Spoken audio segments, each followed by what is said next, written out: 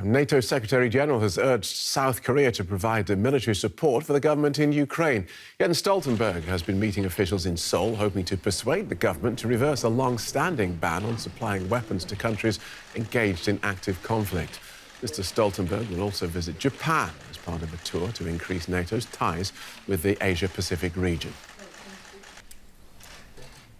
We can find out more about that with journalist Frank Smith in Seoul. Welcome, Frank. How likely is it, do you think, that South Korea could start supplying arms directly to Ukraine?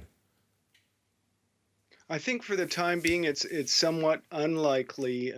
South Korea had pledged $100 million of humanitarian aid last year, but its relationship with Russia is a little bit complicated. It has an arms deal that it made with Russia in the 1990s, still has a couple of $2 billion in debt there. It has a nuclear reactor deal with Russia in Egypt as well. And there's also the issue of the law that you mentioned that South Korean President Yoon Suk-yeol references, saying that he can't provide direct lethal military aid to Ukraine. South Korea is providing military aid in the terms of military weapons sales to Poland and other NATO states, kind of backfilling as those countries are providing military aid directly to Ukraine.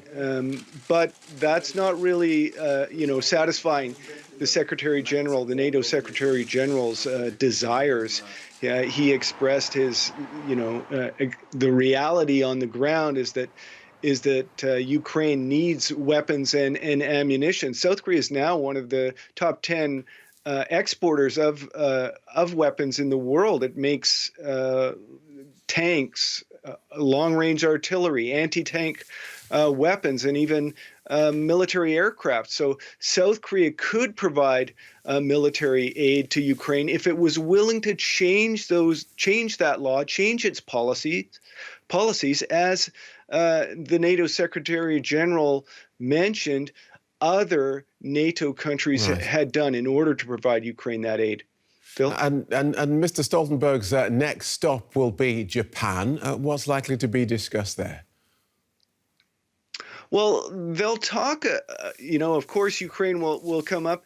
Japan has pledged, as of last year, the middle of last year, $600 million of humanitarian aid to Ukraine, and particularly to get through this past winter. Japan also will take over the presidency of the G7. So there is the possibility of Prime Minister Fumio Kishida visiting the Ukraine at some point.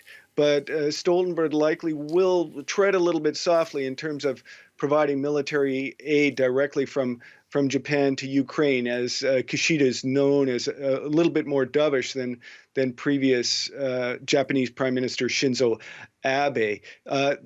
However, the NATO Secretary General has expressed support for Japan's decision to increase its military budget from 1% to 2%. Still, any of that military sort of hardware that Japan is developing is unlikely to immediately, at least anyway, make it to Ukraine as NATO might want. Phil? Thank you for that, Frank. That's journalist Frank Smith in Seoul.